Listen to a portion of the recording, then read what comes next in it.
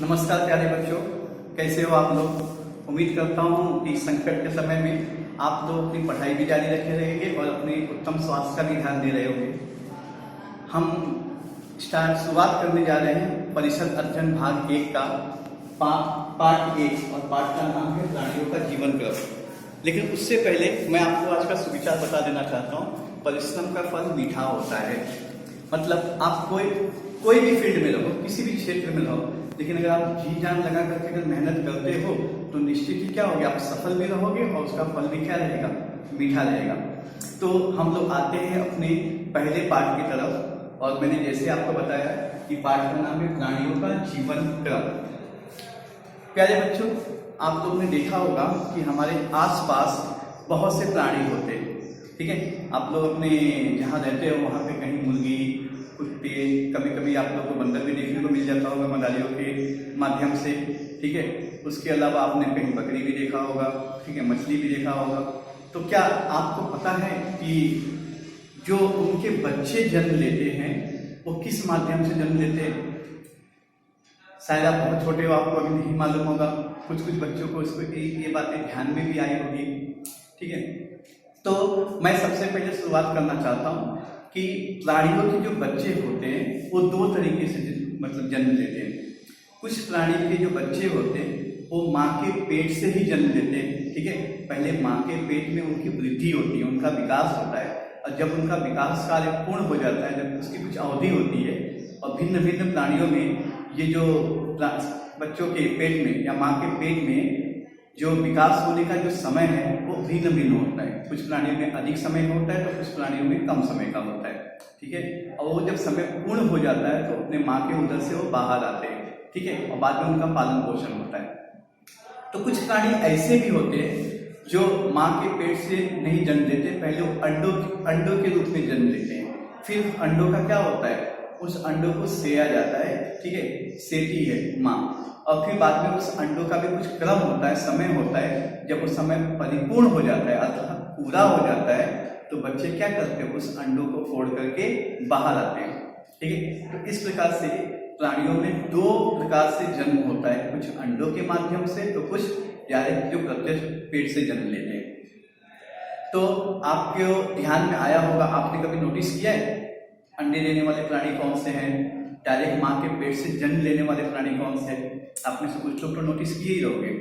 आप कल्पना कर लो, सोच लो, आपके ध्यान में आ रहा होगा अभी कौन कौन से प्राणी होंगे। इसमें से एक नाम तो सब लोग जानते होंगे, मुर्गी, क्योंकि अंडा इसमें से बहुत लोग खाते भी होंगे।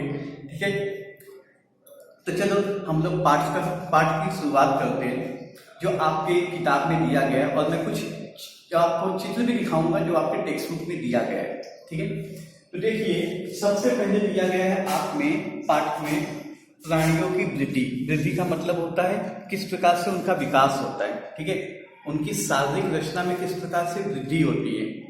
तो आपने देखा होगा, एक बात और अनुभव किया होगा कि जो मुर्गी के बच्चे होते हैं ना, बहुत हद तक वो अपनी माँ, छोटे भी होते हैं फिर भी वो अपनी माँ की तरह दिखाई देते हैं। ठीक है, उनमें समानता दिखाई देती है। आपने देखा होगा जो कुत्ते के बच्चे होते हैं उनकी जो शारीरिक रचना होती है, शरीर की जो बनावट होती है, वो लगभग अपने माँ के जैसे ही होता है, यानी अपने जो माता पिता होते हैं उनकी तरह ही होते हैं। उसी प्रकार से आपने देखा होगा कि बहुत सारे ऐसे प्राणी हो, जैसे गाय के बच्चे हो गए, गाय की तरह दिखते हैं। ठीक है, उसी प्रकार से भेड़ बकरी हो गए, उनके बच्चे उन्हीं की तरह दिखते हैं। यानी कि जो सजीवों के जो नवजात बच्चे होते हैं, ठीक है, उनकी शारीरिक रचना और उनके माता पिता की शारीरिक रचना में कोई ज्यादा अंतर नहीं होता है, बहुत हद तक उनमें समानता होती है। ठीक है, तो मैं इसके लिए पहले आपको आपके पाठ्य पुस्तक में जो चित्र दिखाया गया है मैं उसके माध्यम से आपको बताता हूँ। यहाँ पे जो एक कुत्ते के बच्चे को दिखाया गया है, आप देख लो, ये उसकी जैसे माँ है, ये कुत्ते के बच्चे। तो आप देख सकते हो क्या इनके शरीर की बनावट में कुछ ज्यादा फर्क है? नहीं, कुछ अंतर नहीं है। खाली फर्क इतना है कि ये छोटे हैं और ये क्या हो गए, बड़े हो गए। लेकिन कुछ जो प्राणी ऐसे भी होते हैं जिनकी जो बच्चे होते हैं उनकी शरीर रचना में और उनके माता पिता की शरीर रचना में थोड़ा बहुत अंतर हो सकता है। जैसे आप देख सकते हो, ये जो तितली का मतलब नवजात जो शिशु है, ठीक है, और ये जो तितली है, इन दोनों में थोड़ा बहुत अंतर है, लेकिन कुछ समय के बाद जब ये पूर्ण रूप से विकसित हो जाएगी तो इसके भी शरीर की रचना लगभग क्या होगी, इस तितली की तरह ही हो जाएगी। इसे हम इल्ली बोलते हैं। प्रारंभिक अवस्था में इन पे किसी भी प्रकार की ज़्यादा समानता नहीं दिखाई देती है, लेकिन कुछ समय के बाद दोनों में क्या हो जाती है, समानता हो जाती है। आप देख सकते हो यहाँ पे बिल्ली के बच्चे में और बिल्ली में भी कोई खास अंतर नहीं है, दोनों की शरीर की बनावट लगभग एक ही तरह है।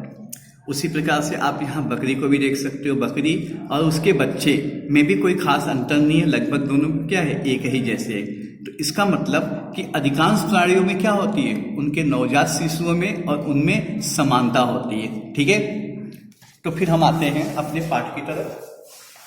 जो किताब में लिख करके दिया गया है कि बकरी के मेमनों, जैसे उनके बच्चों को हम मेमना बोलते हैं, और वयस्क बकरी यानी कि जो उनकी माँ हो गई, इनकी बाह्य रूपों में बहुत अंतर नहीं होता है। जैसे आपने देखा कुछ खास अंतर था क्या, कुछ ज़्यादा अंतर नहीं था, खाली शरीर की जो बनावट थी वो छोटी और बड़ी थी।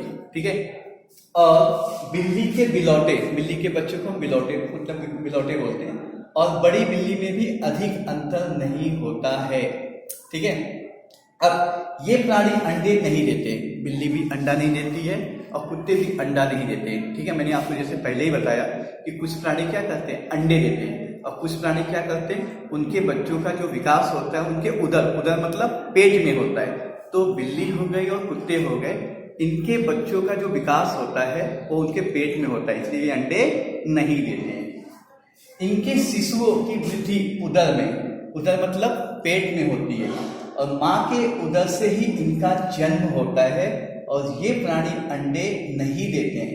परंतु पहले यहाँ तक हम समझ लेते हैं कि जो इनके बच्चे होते हैं, इनकी जो प्रारंभिक अवस्था होती है वृद्धि का, ये उनके माँ के शरीर में होता है, और जब ये वृद्धि काल पूरा होता है तो मैंने आपको पहले ही बताया कि जो इनका समय निर्धारित है बच्चों के विकास होने का, ये पूर्ण होने के बाद ये अपने माँ के पेट से जन्म लेते हैं और फिर ये पेट से बाहर आते हैं। ठीक है, और फिर से इनका क्या होता है, उनका मतलब वृद्धि और विकास चालू हो जाता है। परंतु कुछ प्राणी ऐसे भी है जो माँ के पेट से नहीं जन्म लेते, पहले वो अंडों के माध्यम से जन्म लेते हैं, और उस अंडों का भी एक क्या होता है, जीवन मतलब एक जीवन क्रम होता है या जीवन काल होता है। ठीक है, उस जीवन काल को या तो उस समय को जब पूर्ण करते हैं अंडे, तो अंडे और फूटती है, और फूटने के कारण क्या होता है, उसमें के जो बच्चे होते हैं वो बाहर आते हैं फूटने के बाद। ठीक है, अब कौन कौन से वो प्राणी हैं, आप लोगों को कुछ नाम अभी ध्यान में आया होगा, परंतु कौवा, मकड़ी, गिरगिट जैसे कुछ प्राणी अंडे देते हैं। ये लोग अंडे देते हैं, और अंडे देने के बाद उस अंडे को ये लोग सेते हैं। अब सेना का मतलब क्या होता है, अंडों को हल्की गर्मी देना। ठीक है, अंडों को जब ये हल्की गर्मी देते हैं, सेते हैं, तो कुछ समय के बाद अंडे फोड़ करके इनके चूजे जो होते हैं वो बाहर आते हैं। ठीक है, बच्चे नहीं, पहले चूजे। ठीक है, जो चूजा उस अंडे के अंदर जो बच्चे होते हैं हम उन्हें चूजे बोलते हैं। ये फोड़ करके क्या होते हैं, बाहर आते हैं जब उनका वृद्धि और विकास हो जाता है।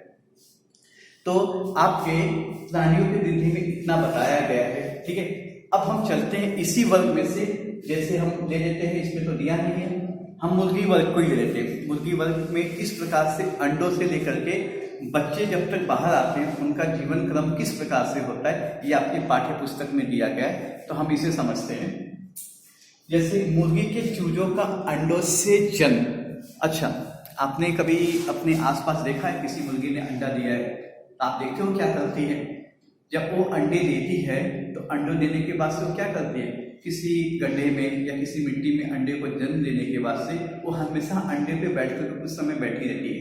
अंडों के ऊपर करती क्या है, उस अंडे को वो बैठ करके अपने शरीर से गर्मी देती है। ठीक है, हल्की गर्मी, और इस गर्मी से क्या होता है, जो अंदर के चूजे होते हैं उनका धीरे धीरे विकास होता है। ठीक है, उनको उष्मा मिलती है, तो हम इसे सेना कहते हैं। सेना मतलब अंडों को हल्की सी गर्मी देना। ठीक है, आप लोगों ने आसपास देखा ही होगा कभी मुर्गी को। तो ये भी आपके पाठ्य पुस्तक में दिया गया है। इसके लिए मैं आपके पाठ्य पुस्तक की तरफ फिर से एक बार चलता हूं।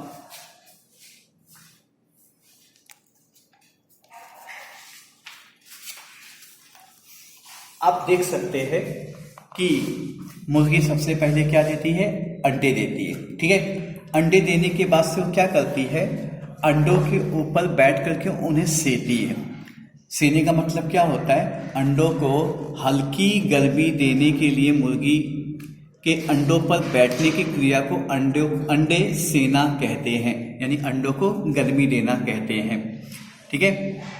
और जब अंडे वो देती है मुर्गी, तो इस अंडे को जब सेती है तो सेने से क्या होता है कि अंडों के अंदर धीरे धीरे जो चूजे हैं उनको मतलब ऊर्जा मिलती है। ठीक है, उन्हें गर्मी मिलती है, जिससे उनका क्या होता है, पूर्ण रूप से विकास होता है। ठीक है।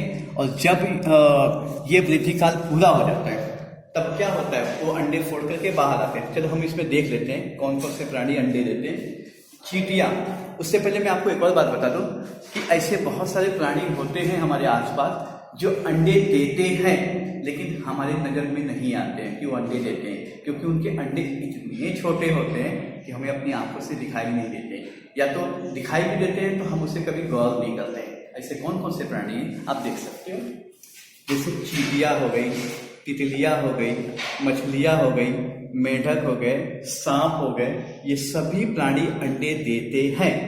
इन प्राणियों के अंडे हमें यहाँ वहाँ दिखाई नहीं देते, क्योंकि ये ऐसी जगह पे अंडे देते जहाँ पे हमारा लक्ष्य क्या होता है, जल्दी जाता नहीं है। ठीक है। और इनके अंडे, दूसरा कारण ये भी है कि इनके अंडे बहुत छोटे होते हैं, और बहुत छोटे होने के कारण हमारे नोटिस में नहीं आते, हमारे ध्यान में नहीं आते। कुछ अत्यंत छोटे प्राणियों के अंडे भी अत्यंत छोटे होते हैं, जैसे आप ले लीजिए मूंगी भी अंडे देती है, लेकिन जैसे मूंगी का आकार बहुत छोटा होता है तो उनके अंडों का आकार उनसे भी छोटा होता है। आप कभी कभी देखे होंगे बारिश के समय मुर्गी लोग सफेद छोटे छोटे अंडों को लेकर यहाँ वहाँ भागती रहती है, ये उनके अंडे होते हैं। ठीक है। लेकिन देखो कितने छोटे होते हैं, हम बहुत ध्यान देते हैं तब समझ में आता है हाँ इनके मुंह में कुछ छोटे छोटे अंडे लेकर के जा रही है। तो ये क्या होते हैं, उनके अंडे भी अत्यंत छोटे होते हैं, वे तो हमें आसानी से दिखते ही नहीं है। मैंने बताया ना आपको बहुत ध्यान देना पड़ेगा, तब समझ में आएगा कि ये उनके अंडे हैं। अतः हमारे ध्यान में ही नहीं आता है कि प्राणी अंडे देते हैं, कि ये प्राणी अंडे भी देते होंगे। जब हम कहीं से सुनते हैं या समझते हैं, ठीक है, या हम कभी ध्यान देते हैं, तब ध्यान में आता है कि ये प्राणी अंडे देते हैं और इनके बच्चे अंडे से जन्म लेते हैं। ठीक है। आप लोग तो छोटे हो, आप लोग को पढ़ रहे हो तो आपको समझ में आ रहा होगा, न तो ये बात आपको भी नहीं पता होगा। अब देखते हैं हम लोग मुर्गी का। मुर्गी अंडे देती है, जैसे मैंने आपको चार्ट में दिखाया। अंडों के अंदर उसके चूजों की वृद्धि होने के लिए हल्की गर्मी की आवश्यकता होती है। मैंने आपको बताया कि उनके चूजों की वृद्धि के लिए क्या चाहिए, उन्हें हल्की सी गर्मी चाहिए। तो मुर्गी क्या करती है, उन अंडों पर बैठती है और बैठ करके उन्हें सेती है, उन्हें गर्मी देती है। ठीक है। उसके लिए अंडे देने के बाद मुर्गी अंडों पर बैठती रहती है और अंडों को सेती है। सेने का मतलब आपको समझ में आ गया। सेती है मतलब उसे गर्मी देती है, और अंडों के अंदर स्थित चूजे धीरे धीरे बढ़ने लगते हैं। जब उन्हें गर्मी मिलती है तो उनका विकास होने लगता है और उनकी शरीर क्या होने लगती है, मतलब जो चूजे होते हैं वो धीरे धीरे अंदर बढ़ने लगते हैं। ठीक है। और जब आपको पता है, मैंने बताया कि जब उनका वृद्धि का समय पूरा हो जाता है, जब वो पूर्ण रूप से विकसित हो जाते हैं, तब क्या होता है, तब मैं आगे चार्ट में आपको बताता हूँ। आप देख सकते हैं जब उनकी वृद्धि पूर्ण हो जाती है तब वो क्या करते हैं, पूर्ण होने के बाद से चूजे अंडे को फोड़ करके बाहर आते हैं। ठीक है। जो बाहर का ये जो आवरण आप देख रहे हो ना, अंडे आपने घर में भी देखा होगा, वो मुर्गी के ही अंडे होते हैं। तो उसी प्रकार से इसे वो तोड़ करके क्या होते हैं, स्वतंत्र होकर के बाहर आ जाते हैं। ठीक है। और बाहर आने के बाद से कुछ समय के लिए मुर्गी उनका ध्यान रखती है। आपने अपने आसपास के परिसर में भी ध्यान दिया होगा कि जब मुर्गी जब चलती है, उसके जो छोटे छोटे बच्चे होते हैं तो उसको पीछे लेकर के चलती है और उनका वो ध्यान देती है। ठीक है।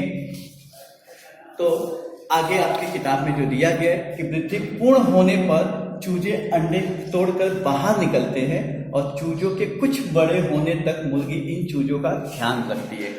क्यों ध्यान रखती है, क्योंकि अभी वो काफी छोटे रहते हैं। ठीक है। तो इनकी माँ क्या करती है, मुर्गी इनका ध्यान रखती है, जहां जहां जाती है ये उनके पीछे पीछे जाते हैं। ठीक है। और जिस प्रकार से वो यहाँ वहाँ अपने भोजन को ग्रहण करती है तो भी देख करके सीखते हैं। ठीक है। तो इस प्रकार से क्या होता है, अंडों से ले करके इनके वृद्धि काल तक का ये पूरी क्या होती है, जीवन क्रम होता है उनका। आपने कभी कभी ये भी नोटिस किया होगा कि जब अंडे मुर्गी दी रहती है या उनके बच्चे छोटे होते हैं, अगर आप उनकी तरफ जाओगे तो क्या करती है, वो तुरंत झपटती है काटने के लिए। ठीक है। इससे भी आपको बात ध्यान में आएगा कि हाँ, मुर्गी उनका क्या कर रखती है, कुछ समय का ख्याल रखती है, ठीक है। और बड़े होने के बाद वो भी स्वतंत्र हो जाते हैं, ठीक है, एक स्वतंत्र जीवन यापन करने लगते हैं। तो इस वीडियो में मैंने आपको क्या बताया, वृद्धि, प्राणियों में वृद्धि किस प्रकार से होती है, प्राणियों में समानता और कुछ प्राणियों में अंतर किस प्रकार से हो सकता है, कुछ प्राणियों की जो बच्चे होते हैं, ठीक है, उनके बच्चों में और उनमें किस प्रकार की समानता होती है, कभी कभी कुछ अंतर भी होता है।